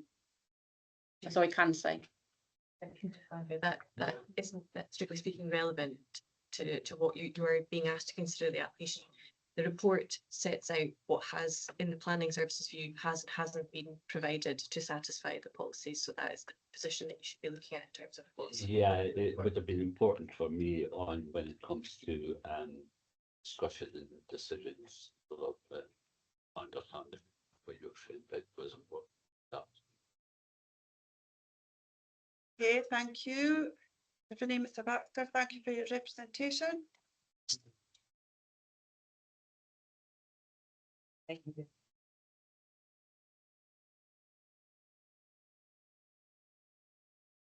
Okay, I'm going to now open up for discussion. Thereafter, should any member consider they have not received sufficient information and feel able to participate in the determination of this application, please indicate via the hands up function. So I will open for discussion.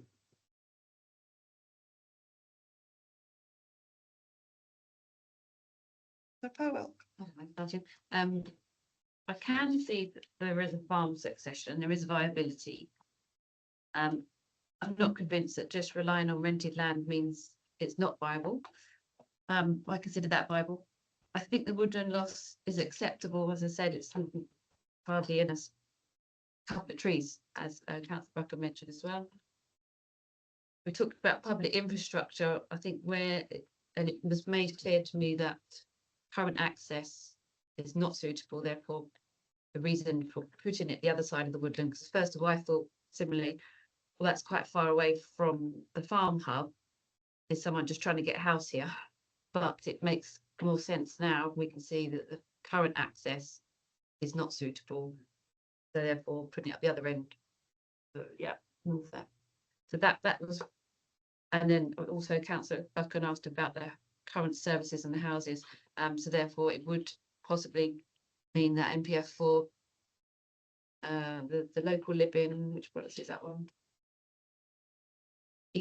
Archer, is it? The 20-minute neighbourhood one. What else? In my discussions, I was just thinking, so that is relevant now, and they are compliant with that if we're looking at the other houses along that road. Just my thoughts, but either way at the moment. Okay, thank you, Councillor Powell. Any further for discussion? Councillor Buchan?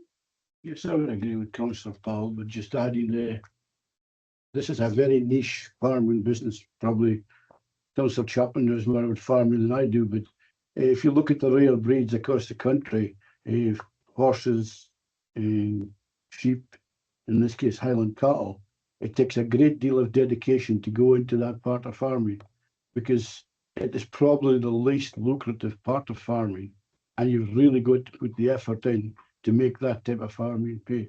And we should recognise this is a local person putting in a tremendous effort to bring into fruition what we would call a nice rural area, where you're looking at Highland cattle, which we'll probably not see for 10, 20 miles in any other direction. So they should be applauded for doing something that everybody knows the organic way is possibly one of the best ways forward. And this is a prime example of organic farming. You, Councillor Crusoe? Oh, sorry, Sally. Could I just provide some clarifications? So it's through the application that the viability hasn't been demonstrated. We're not saying that it's not viable. What we're saying is it hasn't been demonstrated that it's not viable. We have to assess the information that's been submitted with the application. So we're not questioning if it's viable. What we're saying is the evidence hasn't been provided. And in terms of rented land, Councillor Powell's right. Lots of farms might rely on rented land, but we have to know what the security is over that rented land, and we don't have that information as part of the application. Just to highlight again that woodlands, it's not about the number of trees that might be lost, it's the area. It's the area, because it's all the infrastructure, the biodiversity that makes up the woodland, not just trees. It's the floor, it's all of it. Public infrastructure, I think it's policy 15, just before my laptop died, I'm afraid. So I'm sorry that the presentation's gone off screen, but it's policy 15, and there's a judgment to be made there, which is why the planning service itself hasn't necessarily raised that as an issue, because it is that farming succession. So we would recognise that through succession, there's always going to be that element of a linkage with the, the farm hub itself, and invariably farms are usually in more rural locations. In terms of rare breeds and organic farming, I'm sorry, but that doesn't form part of the information that we have before us as well. And we're definitely not questioning the provisions of Mr. Finney himself, whether local person or not, and indeed whether he has other successful businesses. We have to assess the applications before us with the information that we have. So just to clarify that, because organic's not mentioned in the supporting information, or indeed sort of all those different breeds that was mentioned as well. And thank you for just allowing me to clarify that.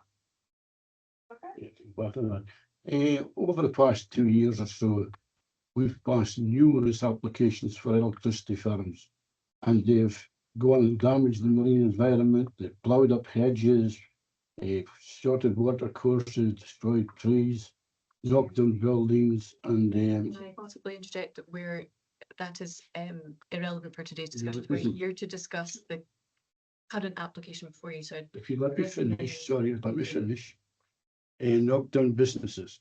We've set a precedent here that for the benefit of industrial and commercial gain in this area, we've allowed various things such as knocking down trees to happen. We've set a precedent, and we cannot say that 2 trees as against vast areas will be allowed to be destroyed. isn't a precedent, and that's one point. I'm highlighting a precedent being set. Suggest that we, as I said before, we're here to discuss, we're not talking about setting precedents, we're here to discuss the application before us. We have a view from planning that it's in relation to the woodland area as a whole, not in relation to particular trees. So you have the planning advice before you. We're not talking about what may not have gone before, I'm afraid. It is to discuss the advice and the application before you. I disagree with that because we've set a precedent in woodland before in the Buchan area. In terms of the advice that's been given from planning today is that you are to take into consideration the woodland So that area. personally, I disagree with that. Sorry. Could I clarify as well that it isn't what's before us in regards to that, but every application has to be assessed in terms of its impact on the biodiversity and woodland, and quite a number of the energy schemes, which isn't before us for consideration, actually have identified compensatory planting, have identified where that will go in terms of location, has had the land ownership investigated carefully as well in terms of its potential deliverability of that planting, but also again in terms of sort of the priorities in terms of national priority, that is a national priority in NPF4, but notwithstanding a lot of those energy ones do have tied with it the compensatory woodland, which is based on area, not number of trees. So it's just to provide that clarification to the committee today. Sorry, but again, if you look at the marine one, it came in between Captain and Squiston here. There was no compensation there. I know, I was just going to say through you, Chair, Councillor Buchan, we are straying off territory now.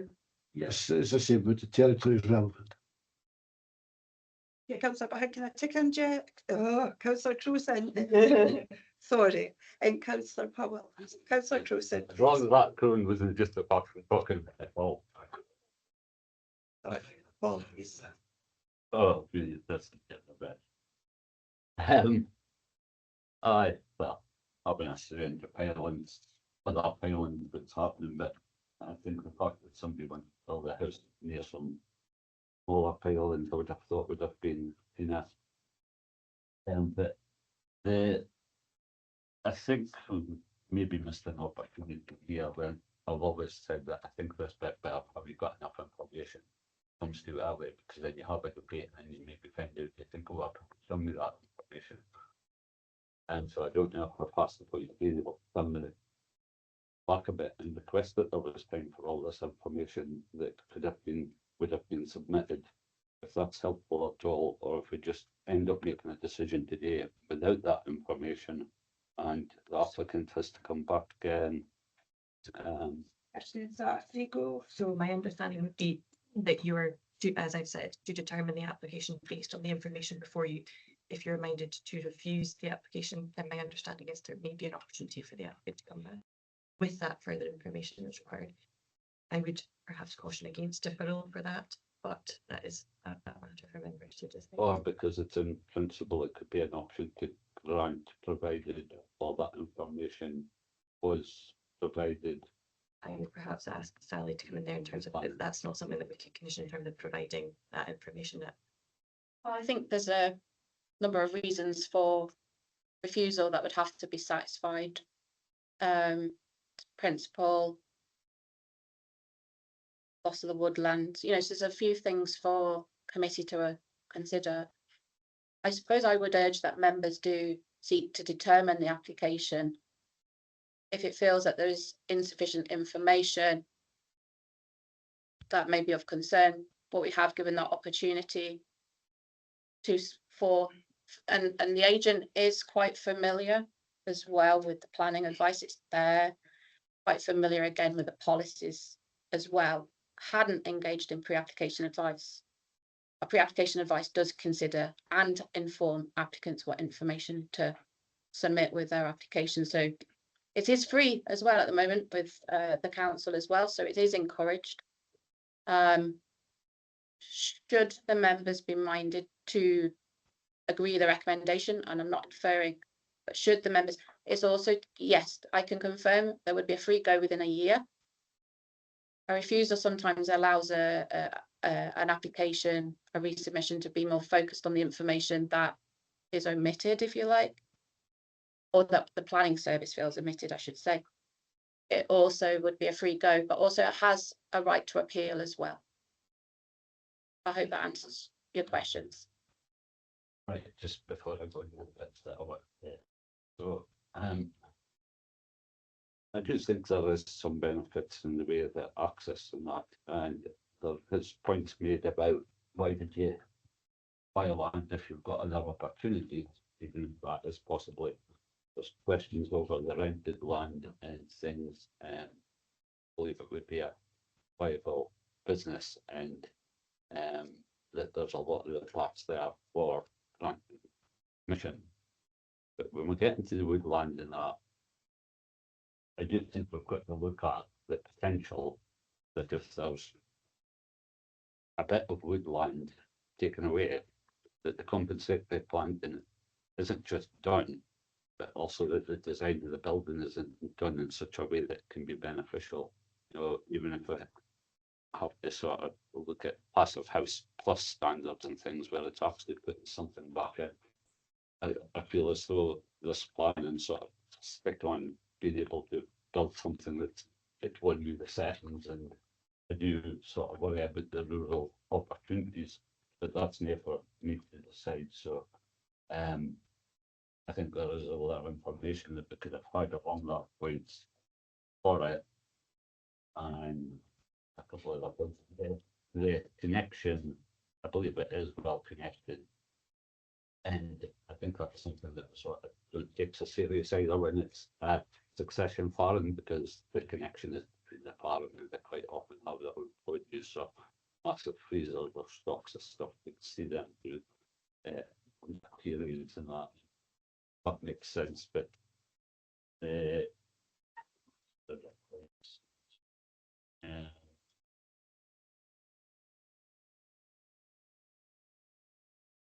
talks about the path. I think there's an opportunity there for the connection.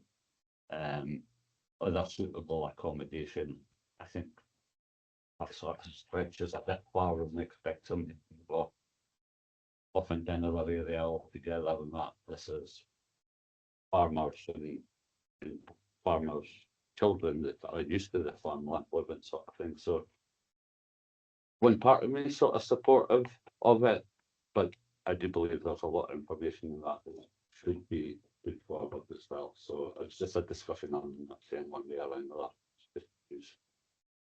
Yeah, we're still in discussion. So Councillor Powell? No, in light of the photos and the video not being taken, do I put site visit on the table so that it can kind of get parity and access and permission just for discussion? So my understanding would be that you would have to take that decision now in terms of before you move to declare a view one way or another. You would have to take a decision as to whether or not a site visit would be something members would want to consider. And that would have to be, if there's a disagreement, voted on before we then proceed to putting forward a motion amendment. So the decision around site visit would need to be taken now. Members. Councillor Powell, are you proposing a site visit? On the rooms. Can I just clarify, was it just the video that was withdrawn as opposed to all the?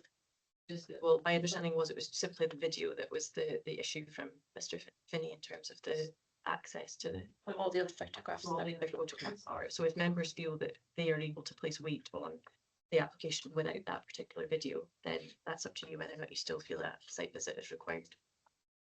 Just the video that's in. Come back to it. Councillor McWhinney? Thanks, Chair. I've just got a couple of queries that I think have been answered.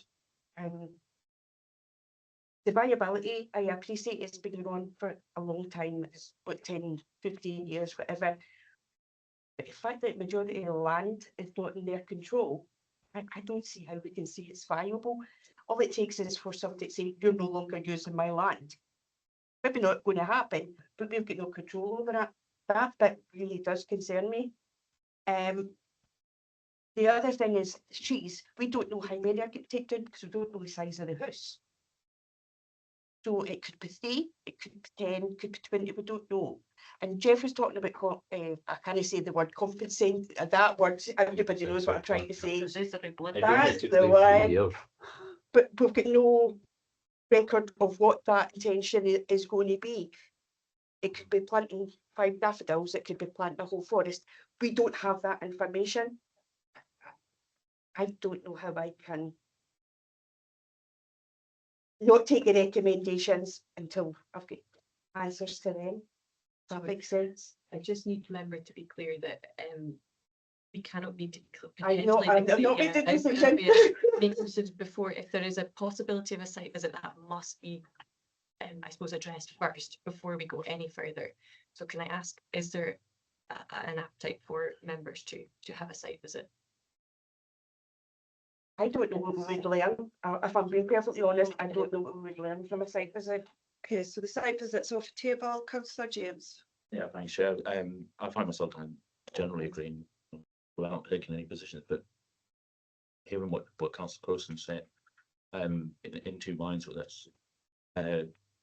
There's a lot with the application. I think it makes sense from a viability point of view. I think I can understand the reason we've got this application before us.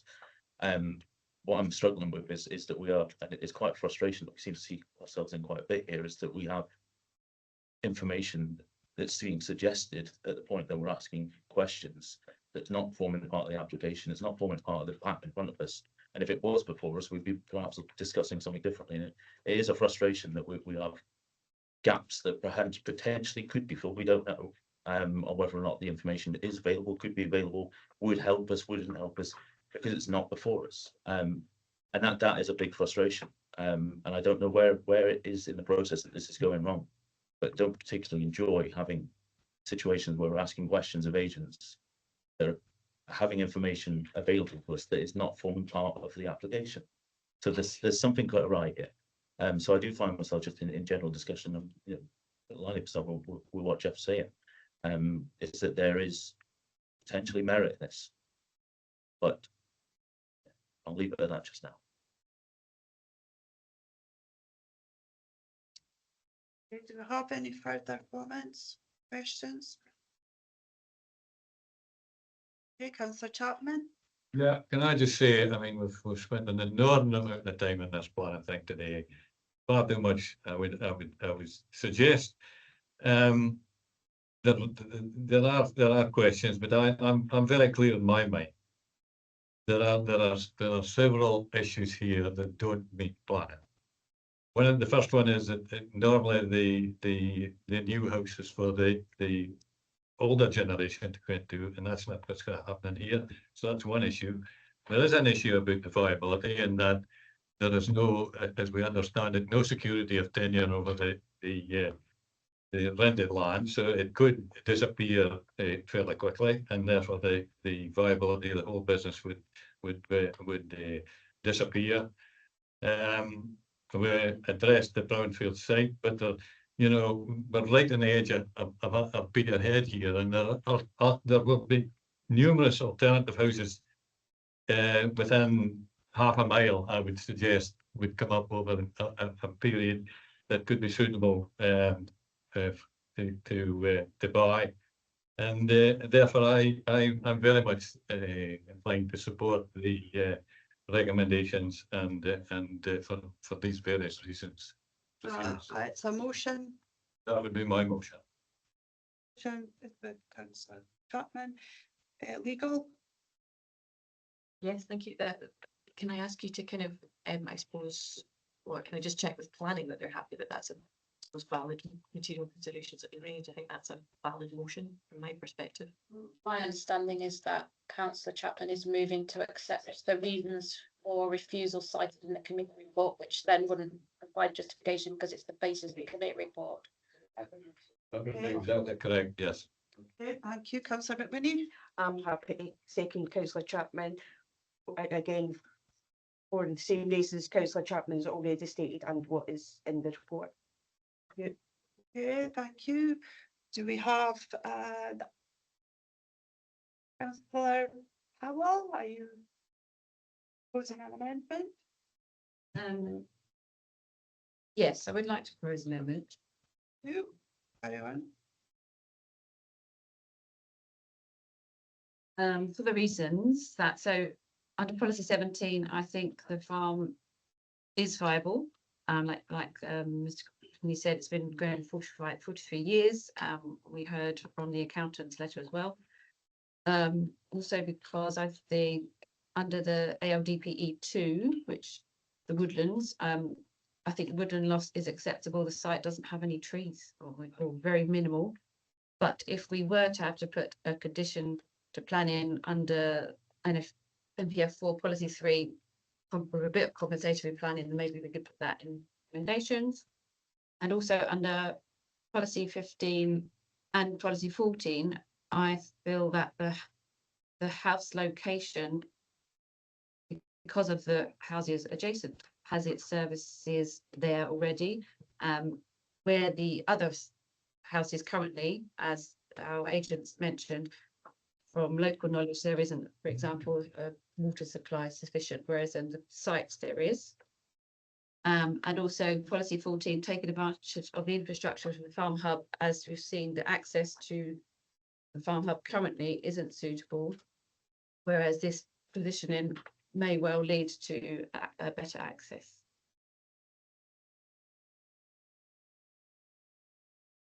Yeah, so if I can just check, Councillor Powell, that if I've picked up correctly, that you're moving for it to be a departure, granted as a departure from policy. That's my understanding. That it's With my difficulty, because I am disagreeing with some of the decisions, for example, saying that there needs to be a biodiversity net gain and there's woodland loss. I'm disagreeing with that. yes. So recommendation, my but understanding if is that you're moving for it to be granted as a departure from the policy, and that there are material considerations which you have outlined. Yes. Outweigh you. Yeah, I can expand a bit more to do with the original farmhouse being already a single story, which I know in our policy means that the move into the old farmhouse, but also Hannah mentioned that they're not going to stipulate who moves who, and I think that for me, why would you move a 71-year-old couple into a house that's been their home for many years? But anyway, for sustainability as well, the new house would meet all the requirements for our net zero and environmentally friendly options, as we mentioned before. But I'll let someone else come in if I need to expand any more of my notes. I'd just like to seek a view from planning in terms of the material consideration that it's a frame as a departure from policy. I didn't pick up how many years you mentioned as well, the farm. 43. Okay. So I think one of the challenges is you started with saying you think the farm is viable, not that it is, you think it is. And then how many years? 43, when the accountant's letter says 15 to 20 years that they've been accounted for. It doesn't say, it just then says we've been the accountant, Mr. and Mrs. Finney's accountant for many years, but doesn't say how many they are been operating as a business. I think you then perhaps mentioned there is loss of trees. There isn't loss of trees. There is loss of trees, but it's minimal. So I'm not sure whether there is or isn't loss of trees. And I think you also mentioned about policy 3, which is the biodiversity in relation to compensatory planting, and your recommendation to include that's a condition, and we can't include it as a condition. I think that, and then I think there was an assumption about policy 14 and 15, house location, houses adjacent services, they're already there. Well, we don't know what those services are for those houses adjacent. And then you mentioned that the agent has local knowledge that the water supply is sufficient, but we weren't querying the water supply being sufficient because Scottish Water have got no objection. There's no objection relating to the water supply. It's acceptable because it's connecting to the public supply. I think the issue was regards to the foul drainage, for which we can't comment on the existing houses, but that's the application. Comments really that the services are there, the 6 houses opposite is going to be electricity and water. And so my understanding is that Councillor Powell wishes to move this application, to grant the application, because in her view, it is a viable part of business, and therefore complies with. So I was just trying to clarify whether or not it would be granted as a complying with, or whether or not it would be granted, although it's a departure and doesn't comply. I was just trying to. It would have to be a departure. That's what I originally thought. I am so sorry. I thought you were asking for the reasons given. I am so sorry. That's fine. That's fine. I think the material reasons are there to a point. So it was just that it's being moved as a departure from policy as it doesn't comply with the development plan for the reasons that Councillor Powell has outlined. And that there are the material considerations which she has put forward and that outweigh why it justifies a departure. So the amendment. Kirsten, you're happy? Yeah. I'll bring it in, Councillor Buchan. Yes, I wish to second it. And just a reminder, this is a planning permission in principle, and a lot of these details will be ironed out when the full planning application comes forward. Thank you very much. So if I am minded to go forward, we have got the motion with Councillor Chapman, seconded by Councillor McWillie. Cheers. It's been a long week. I'm so sorry. I'm needing a couple of days. I am. A couple of days. By Councillor to accept the recommendation to refuse planning permission in principle. We have an amendment with Councillor Powell, cited by Kirsten, and seconded by Councillor Buchan. Teresa, can we go to vote, please? Oh, Mia. Councillor Content will move to the vote. Councillor Bigby, Amendment. Councillor James, Motion. Councillor Buchan, Amendment. Councillor Chapman, Motion. Councillor Crewson, Amendment. Councillor McQuinney, Motion. Councillor Powell, Amendment. Councillor Anne Simpson, Motion. Councillor Colin Simpson. Motion. We have 5 votes for the motion and 4 votes for the amendment. The motion is carried to agree to refuse planning permission in principle.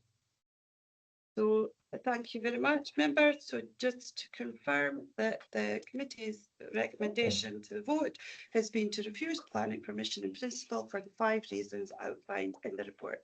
Thank you very much for joining us. Members, I suggest a short break. Oh, yeah. If we can take a break, and then I'm going to have a discussion with Amanda on how we're proceeding next. Yeah, because we have people waiting, so we will have a short discussion and come back to you. But please, we will take, so if I can stop the recording. We'll come back.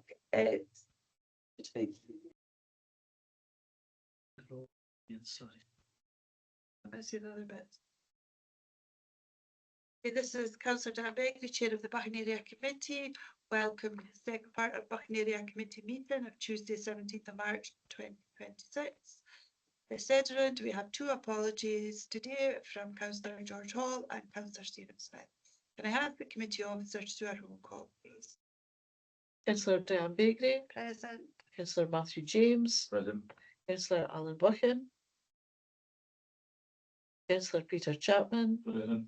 Councillor Jeff Crewson, Yeah. Councillor Leanne McQuinney, Yeah. Councillor Hannah Powell, Present. Councillor Anne Simpson, present. Councillor Colin Simpson. Present. Just check again, Councillor Alan Buchan, please. Thank you, Chair. Thank you very much. So members, we move to item 6, A982 Balmer Terrace, Peterhead, reduction of waiting restrictions.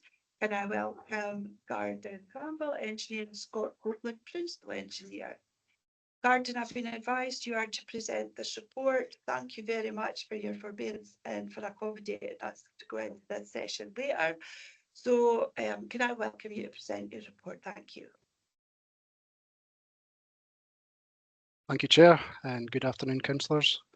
Today I'm presenting proposed reduction of waiting restrictions on the A982 at Balmer Terrace in Peterhead as part of the introduction of a new pedestrian crossing, and due to which a small section of the current double yellow lines will need to be removed. The plans which have been provided in the report show the extent which will be removed. Police Scotland have been consulted and are supportive of the new measures. Further legal consultations will then take place if approved at today's committee. However, these are not expected to impact on the delivery of the wider project. Temporary measures to remove the prohibition of waiting could be taken if there was a risk to the project. However, it is felt that this will be unlikely. Our projects team are responsible for delivering this project, and as such, Scott is here today to answer any wider questions about the scheme. Thank you. Thank you very much. Members, questions, comments? A comment would be we're going to welcome the pedestrian crossing. If this report is approved today, we are much needed and much welcome. Okay, I see no indications. So 1.2, the committee has recommended to 1.2.1 approve the commencement of the statutory procedures for the making of the Aberdeenshire Council Balmer Terrace Peterhead reduction of waiting restrictions order 2026. 1.2.2 approve in principle the subsequent making of the Aberdeenshire Council Balmer Terrace Peterhead reduction of waiting restrictions order 2026, where no valid objections are received or where any are received are resolved and withdrawn. So thank you both for joining us and presenting your report. Thank you. Thank you.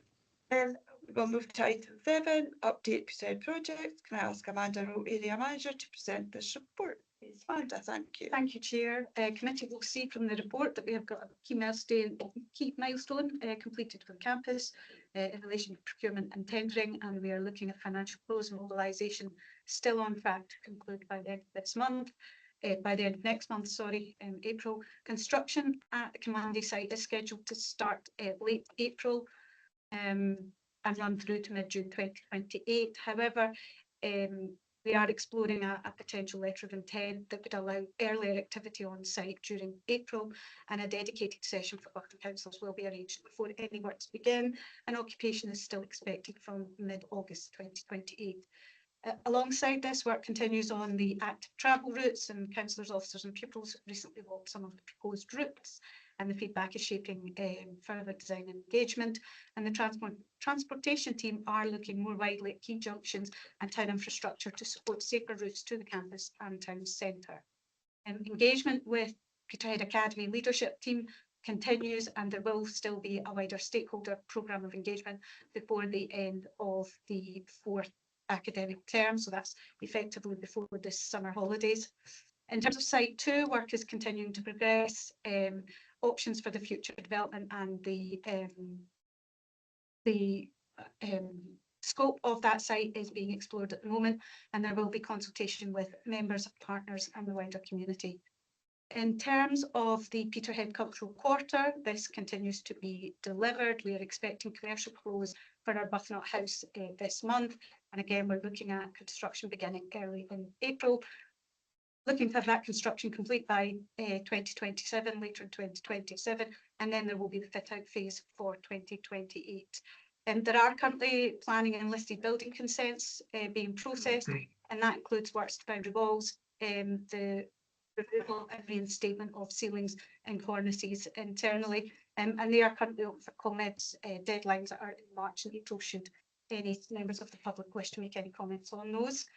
There will be a joint media release when the Tier 1 contractor is confirmed at commercial close, that will be shared with members. There is, of course, the fit out, which has its own funding and timeline, and we're looking at having the Heritage Lottery funding application submitted later this year, and hopefully we would be out to procurement for that next year. And we're looking at the museum being open in summer 2028. We've got engagement continuing across the project, and there has been a workshop for Buchan Area Committee that has taken place, not about choosing a name particularly at this stage, but it was about helping members understand the importance of the name to the delivery and sustaining of the project, and ensuring that we do deliver the socio-economic benefits by having a museum attracting local, regional, national and international visitors. There is about to be library focused engagement commencing, and schools in Buchan are already involved in that, and there will be continue to be collection digitisation and more creative activities as we lead up to the new museum. Thanks, Chair. Thank you. Comments. For questions, I'll begin by thank you, Amanda. It's good that we're going to be getting the session prior to the on-site start. It was good to walk the routes with pupils from Meat Hill School and hear their views on the new campus. I'm glad to hear that the South Road roundabout area has been looked at. I see from Peterhead Academy Parent Council minute that they feel they are not being kept informed enough. Also had the same sentiment expressed from Meat Hill School. I note that there's a stakeholder engagement plan before the summer holidays, but the feedback we are getting is that there is not enough information being shared.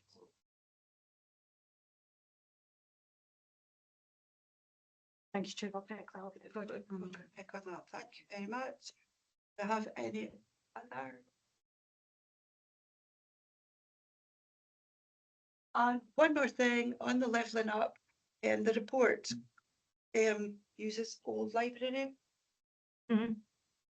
So do we just refer to it as old library, or We- is we there think- another term that we use? We can use Carnegie Building. I think probably we tend to use Carnegie Building. Behind the scenes, the project team have probably just kept referring it to as the old museum and library building, and it's a bit of shorthand, but I'm happy to put back in Carnegie Building because that's kind of what we've used in our public homes. Which I feel would be more transparent and easier to follow for the public.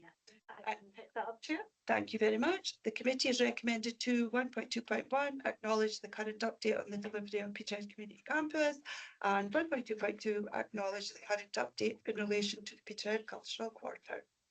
We are getting closer.